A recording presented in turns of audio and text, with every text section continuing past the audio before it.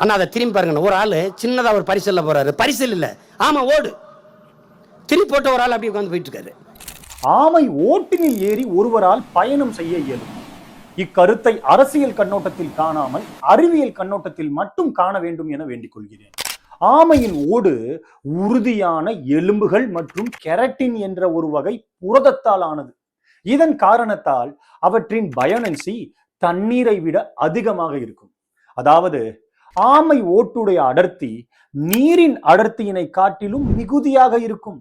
இதன் காரணத்தால் அவற்றை எடுத்து தண்ணீரில் போட்டால் அவை மிதக்காது, மூழ்கவே செய்யும். அதேபோல் ஆமை ஓடு சிறிது நாட்களிலேயே காய்ந்து கிட்டத்தட்ட ஒரு முட்டை ஓடு அல்லது ஒரு பிளாஸ்டிக் ஓடு போல ஆகிவிடும். பரிசல் என எண்ணி அவற்றில் நீங்கள் ஒரு குழந்தையை வைத்தால் கூட அந்த கணம் தாங்காமல் அது நொறுங்கிவிடும். எனவே அறிவியல் கண்ணோட்டத்தில் பார்க்க போனால் ஆமையின் ஓட்டின் மேல் எல்லாம் யாரும் ஏறி பயணம் செய்ய இயலாது.